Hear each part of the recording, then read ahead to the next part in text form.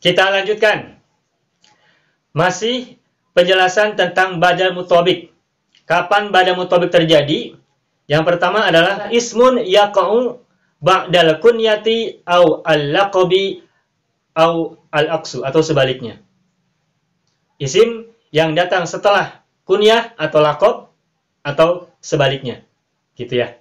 Itu yang tadi sudah kita jelaskan. Nah, yang kedua, kapan badal muthabik itu terjadi?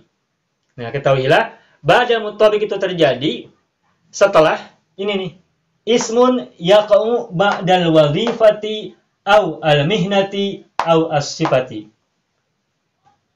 Contoh yang kedua, kapan badal muthabik atau badal kullun min kullin terjadi, itu adalah ketika ada isim datang atau terjadi setelah tugas. Tugas. Misalnya khotib, itu kan tugas. Pembawa acara, itu kan tugas atau peran. Misalnya, khotib Ali cerdas. Nah, al-khotibu aliyun zakiyun. Al-khotib itu adalah wazifah, tugas ya. Yang bertugas sebagai khotib. Al-khotib Ali. Ali adalah sebagai badalnya, al-khotib adalah sebagai mubdal minhunya. Dan itu boleh dibalik. Boleh dibalik. Ya, ini ada lanjutannya ya. Awil aksu atau sebaliknya. Atau sebaliknya. Atau sebaliknya ya. Jadi al-khotib aliyun zakiyun atau dibalik aliyun al-khotibu zakiyun. Gitu ya. Jadi yang kedua, kapan badal muthabik terjadi adalah ketika ada isim yang datang setelah wazifah, tugas, au al-mihnah, profesi. Mihnah itu profesi. Contoh, Dokter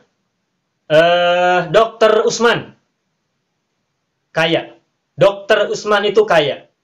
Nah, dokter itu adalah mihnah, profesi. Usman adalah badalnya, sedangkan dokter adalah mubdal minhunya. At-tabibu Usmanu ghaniyun. Dokter Usman itu kaya. At-tabibu Usman ghaniyun. At-tabibunya harus pakai alif lam. Kenapa? Karena mubtada. Dan Usmannya bukan sebagai mudhof ilaih, tapi sebagai badal. Oke, saya buatin dulu ya contoh nih. Contoh ya, contoh satu nih. At-tabibu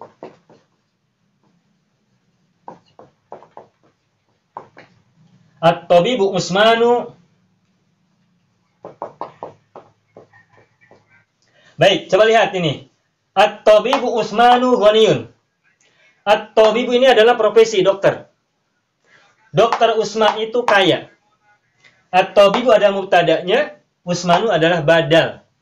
Badal marfu'. Kenapa? Karena mubdal minhunya adalah rofa, yakni mubtada. At-tabibu.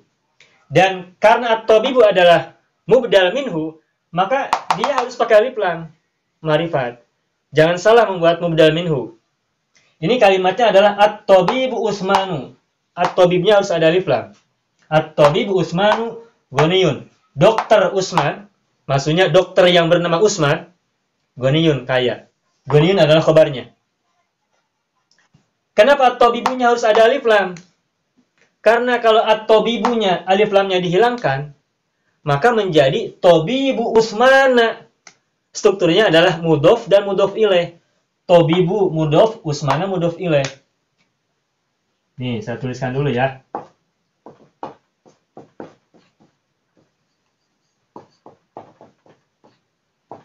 Oh, tabibu Usmana ghaniyun. Nah, ini bedakan maknanya ya. Yang atas at-tabibu Usmanu ghaniyun.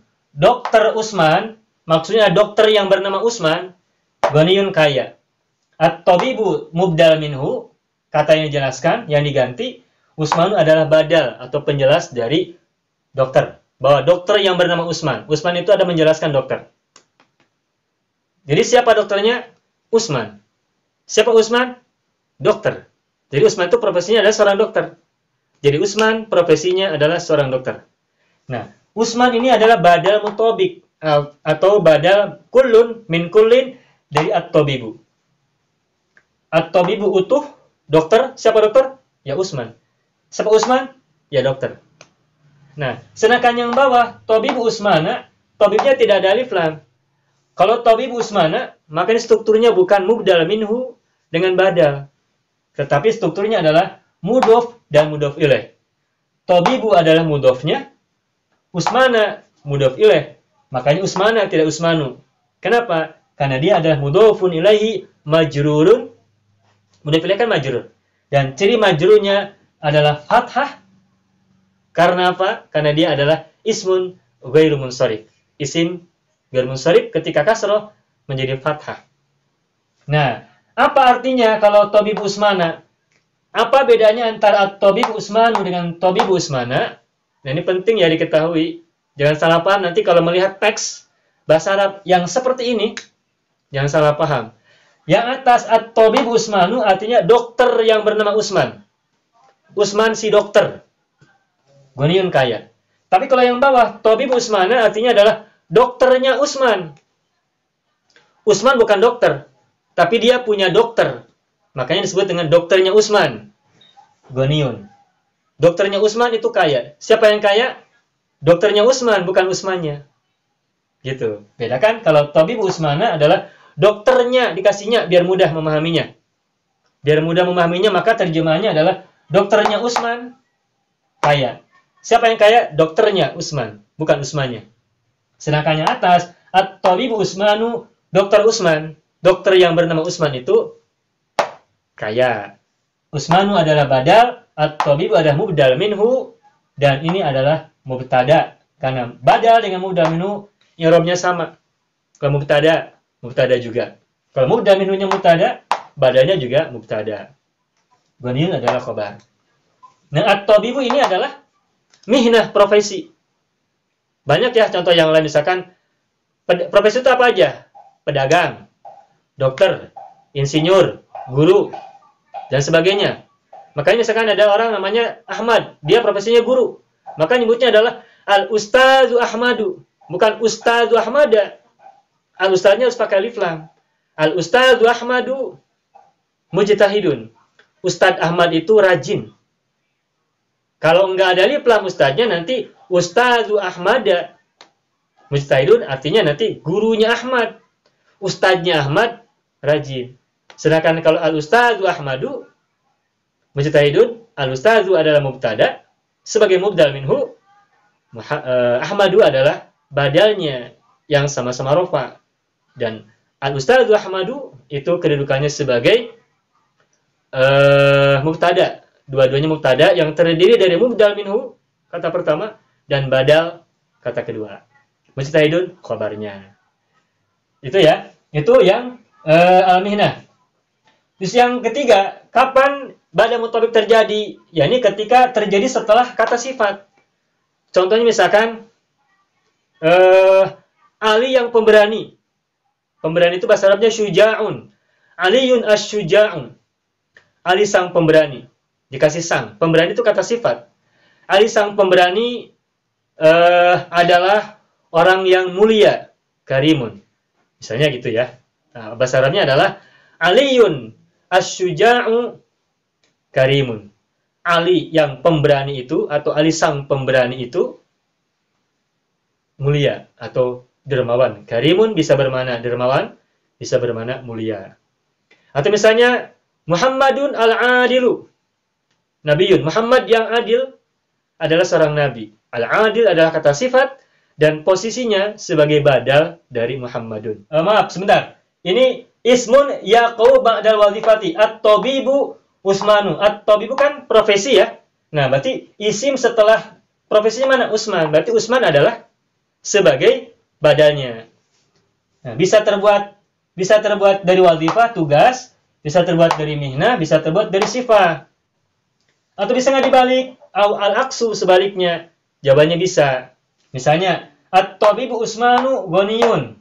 Kita balikan posisinya. Utsmanu at-tabibu. Utsman, sang dokter, ghaniyun, kaya. Sama dengan penjelasan sebelum ini, yani isim yang datang setelah kunyah atau lakob, itu boleh isimnya itu setelah kunyah atau isim duluan, baru kunyahnya. Boleh dibalik ya posisinya.